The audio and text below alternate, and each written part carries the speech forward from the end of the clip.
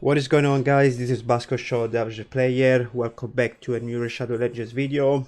Today I think I got a good one for you, or at least for all the owners that have a Jingwon the Master Vault Champions, because that's what he is. That's what I feel like he is at the moment. He lives in my vault, and I just took him out today to this showcase. He looks good. I love his look.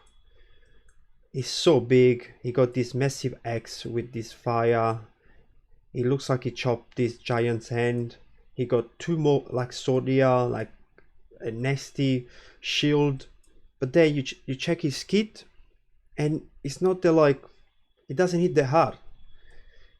If someone would put like a picture of him and a picture of Taras next to each other, I would think that this guy, he's the most badass between the two. He's the one that wreck everything. Look at him. You check Taras, look like a farmer. And that's what really annoyed me about this champion and about Plarium, is the fact that this champion is a very legendary champion and he's not really good. He can be really good, but you have to invest books on him, and I don't have spare books to give him, because if you look at his kit, he has this skill, the transfer all debuff is the A1, and this is good for Drago. I've seen players use him in the Drago because you transfer the debuff with A1 and then you extend the poison with this skill. And this skill is on a 2-turn cooldown. This skill is massive.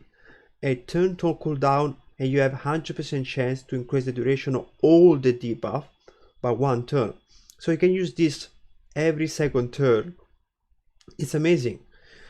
And then you have decrease accuracy here, reduce critical damage, strengthen on himself, so you can maybe use him in Hydra as well, because you can put the decrease accuracy and then you keep extending the debuff on one of the heads, like the DK head for example. And if you have Contra, you can make sure that the head always have like 5 or 6 or 7 more debuffs, so you always place the provoke on her, okay? But apart from that, like, you know, Hydra or Dragon, like stage 10 or, you know, normal mode, you don't actually have a place for him because he doesn't hit hard.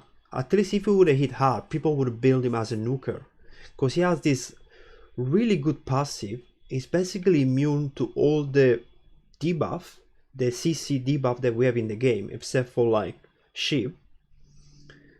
And I love this passive. And then you also clean your team every 4 turn. Once you have this skill fully booked, every 4 turn you make sure that 1 or 2 of all your champion get cleansed and they get a block debuff for 1 turn. So this passive is amazing. And you can also use this champion in the combos. If you have a team that goes on a 2-to-1 ratio, you know that the stun target will end every 3 turns. So you're basically gonna take 6 turns before the boss plays the stun. And that means that this skill, if you have a 4-turn cooldown, even a 6-turn cooldown, you're gonna always clean the stun. And that's basically, it's gonna make this champion like one of the best cleansers. So you can use him in clan boss, you build him for damage, you have this skill fully booked, you basically extend all the poisons. You're gonna have the bar full of poison, the decrease defense, the weaken or whatever. So it's a really good cleanser. You can have him instead of Doom Priest, and this guy will do the job, but you need to spend how many books? You need 2 here, 5, 9, and if you're unlucky, you're gonna spend 12 books. Do you wanna spend 12 books when you can use an epic to clean your debuffs against the clan boss? I will use personally the epic because I don't have 12 books for him. Not now. Maybe, I don't know, in 2 years time, if I stop getting like champion that I have to give him books every time, like fusion and stuff like that. So this is just like sort of like a rant about this champion, because like I say, he's a void. I pulled him, and when I pulled him I wasn't happy at all. And now you're gonna watch this video, you're gonna think, oh, what this guy can do. He can do something really cool, and I'm gonna show you right now. He's a counter for Kaimar, okay? But I still prefer would like pull another champion, another void instead of him. I feel like this void champion is like an obstacle for you, because if you pull him, you lose the chance to get one of the S plus tier void champions that are there, like, you know, Mariska, Tara, Georgid, Warlord, Yumeko. If you pull him, that means you lost the chance to pull those champions. So don't feel like now you're gonna see this composition I'm doing and you'll be like, oh, but I don't have Jingwon. That's good. If you don't have Jingwon, that's good for you. That means you haven't pulled him, and you maybe you pull something else. So trust me, don't get mad if you see what I'm doing now, because like I said, I'm not happy. I'm using probably once a week, or not even, maybe once every 2 weeks sometimes. So okay, what do you need to do this strategy? Okay, let's jump into the strategy. So you need this passive, you don't need any books, and you need him with maybe shield set, okay, to make sure that you help your team survive the other enemies' nukers. And then you need Ramantu. Okay, Ramantu is a champion that you're gonna get eventually one day. It's basically after the Arbiter missions. It's hard to get, it's not easy, but eventually you're gonna get there if you play, like, you know, if you've been playing for like 2 or 3 years, you should already have him. And eventually after, I think, maybe 15 months, you can get him. I can't actually remember because I got him like as soon as he came out. So what do you need to do this strategy is basically his passive here. Okay, so this passive says that this champion, when he gets this CC, pretty much everything except for petrification, this champion will instantly gain a 30% turn meter boost, and then he's gonna put an increased speed on him and a shield. Okay, don't worry about the shield. The more important are the increased turn meter and the increased speed, but he's still sleeping because this passive doesn't clean the sleep or the, you know, stun, freeze or whatever. He still has this debuff, so eventually he gets the turn and it's not gonna do anything, because if he's stunned, he's gonna lose the turn. If he's sleeping, he's gonna lose his turn. If he's freeze, he's gonna lose his turn. And with the fears, you're just gonna gamble a 50-50 chance, you know. And the provoke, same thing, he's gonna just attack and that's it. If we're going back here on Jingwon, you're gonna see that at the end of each enemy or ally turn, he removes all the CC that Ramantu has on his passive, and then you're gonna place a block debuff on all your allies that have the debuff removed. And this happens at the end of each enemy or your ally turn. So basically Timecodes is gonna put the sleep on your champions, and then when Karma's turn will finish, he's gonna clean all the sleeps, and Ramantu is gonna get this 30% increased turn meter and this 30% increased speed. So that means that Ramantu is gonna go straight away, because most of the players have, like, let's just say Arbiter and Kaimar with more than 300 speed, and then they're gonna have maybe a nuker at 250 or 200, you know. So he's gonna cut guaranteed if he has at least, I think, I don't know, 280, 290 speed. You have to obviously check, and you know, you have to play around with it and find out yourself. I have him at 290 speed, and I always cut the enemy team. I'm gonna show you his stats right now. So I have him build like sort of new meta where you have the ship. So I got him with almost 400 resistance, 627 accuracy, and 291 speed.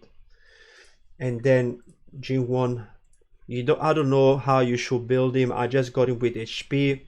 It's like kind of slow, and then I got him with a bit of defense just to survive the first hit. But he can die at the first turn. Like after he put that block debuff, he can die. You don't need him anymore. So now what I'm gonna do, I'm gonna show you some clips that I did in the last weeks. I was just, like, you know, fighting those random teams, because sometimes you don't find any Kamar team, especially early weeks. Usually you find them like towards like close to the arena reset. So I'm gonna show you some clips, and I'm gonna show you how to use their passives.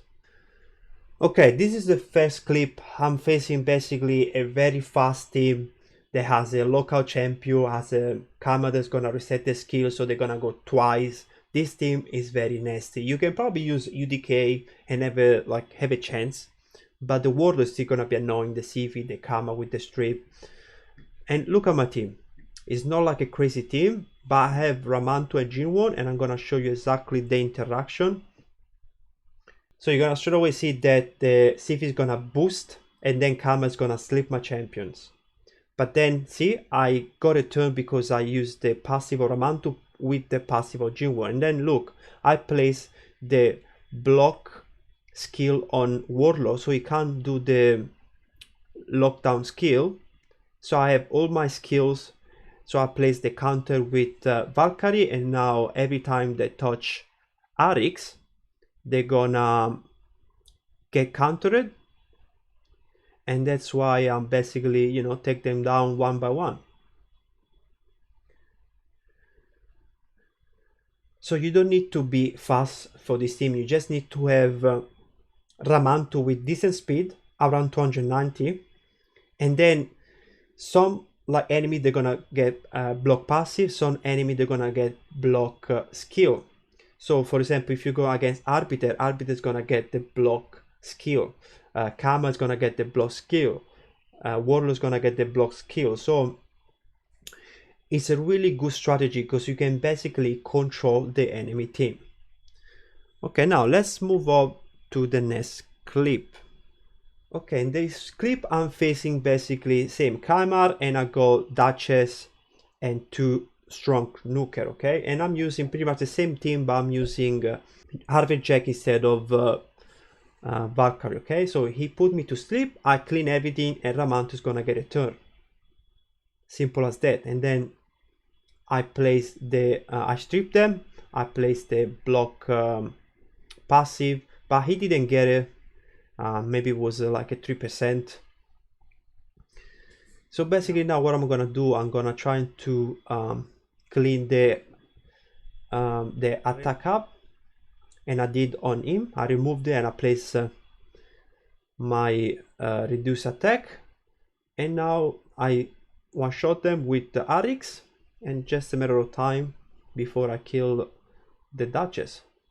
Very easy. Once you block the passive of Efrak, he can retaliate with his skill, so you're not in any danger.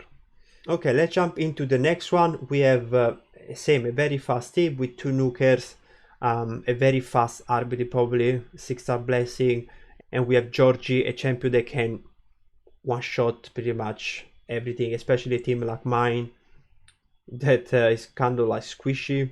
Let's see the interaction here. So Arbiter is gonna go, Karma is gonna sleep me, I put the block debuff, and I get a turn because of the turn meter boost. And then he's gonna attack me, I resist because of the shield, and then he's gonna go again, no worries, go in, and then I smack them with Arix. So in this scenario, I also have obviously him in shield set, Jingwon in shield set, and I have Harvey Jack in boss set. So I have probably, I don't know, maybe 50,000 HP as shield, and that's gonna help you mitigate the damage of the nuker. But you know that the nuker, they're not gonna have increased attack because you strip them. And I blocked the passive of Georgid, so Georgid is not gonna, you know, have the 50% extra in your defense, so that's why you can handle eventually Georgid's damage. So the next clip is the clip that I got from Tag Arena. Basically this is a team that I call like all-in team. They don't have a reviver, they just have like 2 strong nuker, Kaimar and Lydia, so they're basically gonna sleep you, and then Lydia's gonna post the debuff on you, and these 2 nuker, they should wipe any team. So what I'm using here, I dropped the Harvey Jack, and I'm basically using Leorius because I know that Leorius can survive, eventually can survive Tundra, but he's gonna ignore your unkillable. That's why I got Goffred. He's a champion that has a passive that save one of your champions from dying, and he put a block damage on them. Okay, let's have a look if the camera, what happened when the camera is gonna sleep me. So the camera is gonna go now. I clean, and now I'm gonna strip them and put the debuff on them, but Georgie didn't get it. So now Georgid, he trying to one-shot my champion, but he failed.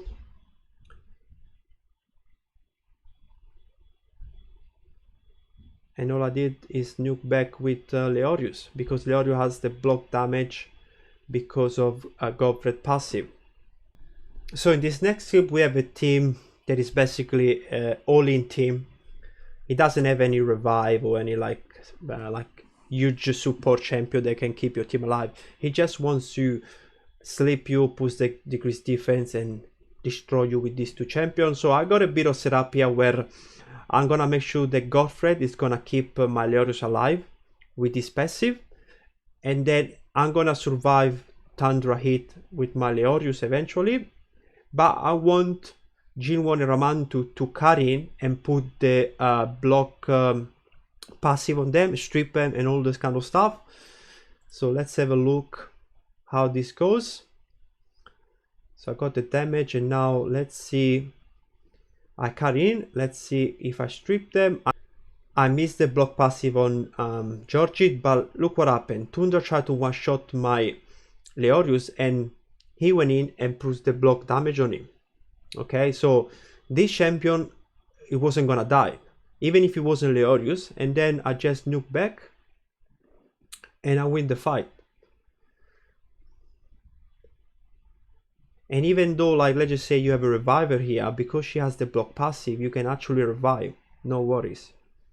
So in this team we have another fast team. We have Arbiter, Kaimar, and then we have Georgid, and they have Helicath to put block damage on them.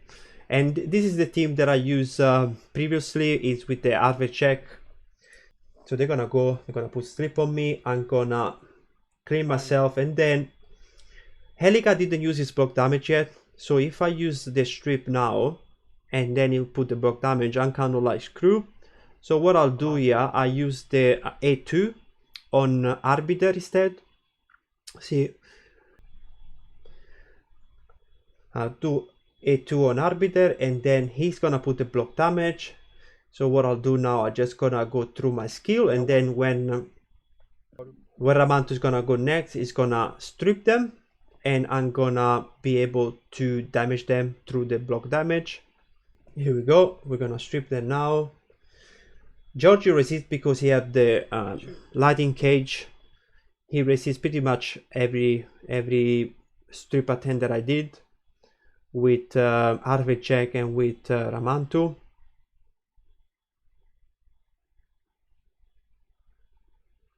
But now it's just a matter of time, because Arbiter died, so they can't revive.